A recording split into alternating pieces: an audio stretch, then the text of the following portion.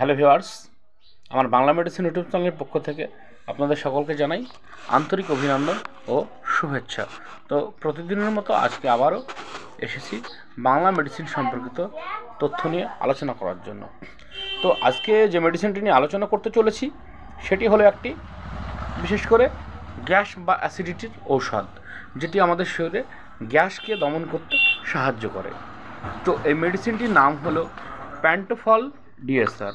তো এই প্যান্টোফল ডিএসআর যেটিতে রয়েছে প্যান্টোপ্রাজল 40 mg ও এর সঙ্গে রয়েছে ডমপেরিডন। তো প্যান্টোপ্রাজল ও ডমপেরিডন একত্রিতভাবে মিশ্রিত হয়ে তৈরি হয়েছে প্যান্টোফল ডিএসআর। তো এটি তৈরি করেছেন লেফার্ড কোম্পানি। এর বর্তমান দাম রয়েছে 95 টাকা। তো এই প্যান্টোফল ডিএসআর আমাদের শরীরে কীভাবে কাজ করে?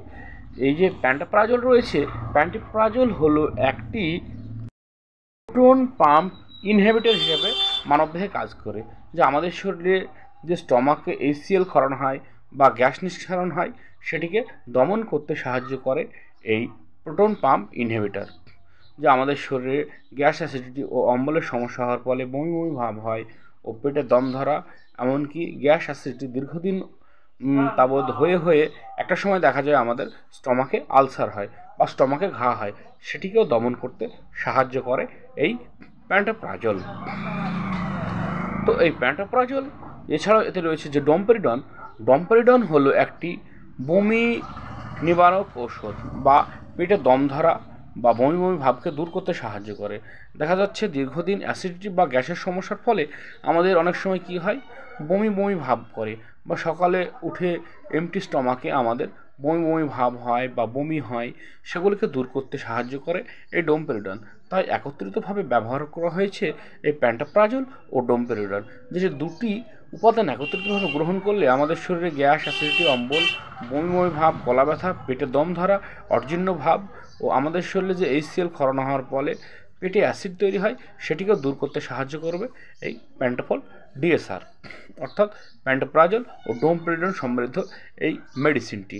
তো এই বিশেষ করে গ্যাসের সমস্যায় ভুগছেন প্রায় 99% মানুষ। এটির জন্য প্রতিটা মানুষ তার জীবনশৈলীকে লক্ষ্য করলেই আপনারা এই গ্যাস অ্যাসিডিটি থেকে নিয়ন্ত্রণে থাকতে পারবেন।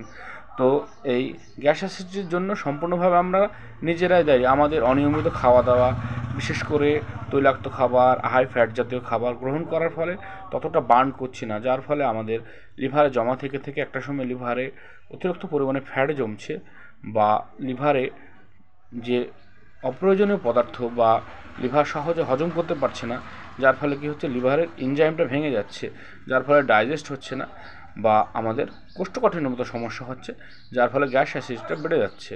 আমাদের নিয়মিত আমাদের শাকসবজি বা ফাইবার জাতীয় খাবার খাওয়া উচিত। এছাড়াও সাইট্রাস জাতীয় ফল, বিশেষ করে ভিটামিন সি জাতীয় ফল বেশি বেশি পরিমাণে গ্রহণ করা উচিত, যার ফলে আমাদের শরীরে গ্যাস অ্যাসিডিটি দমন হয়ে যাবে, যার ফলে আমরা সুস্থভাবে জীবনযাপন করতে পারবো।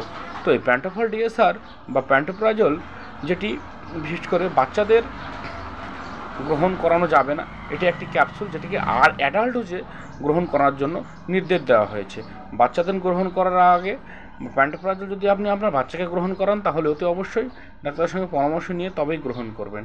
এটি অ্যাডাল্ট ডোজে এমটি স্টমাকে বা খালি পেটে সকালে একটি, অর্থাৎ সকালে খাবার আগে একটি ও রাত্রে খাবার আগে একটি গ্রহণ করতে পারেন। তো এই মেডিসিনটি বিশেষ করে গর্ভবতী মহিলা ও যাদের হার্টের সমস্যা বা কিডনির সমস্যা রয়েছে, তারা গ্রহণ করার আগে অতি অবশ্যই ডাক্তারবাবুর সঙ্গে পরামর্শ নিয়ে তবেই গ্রহণ করবেন।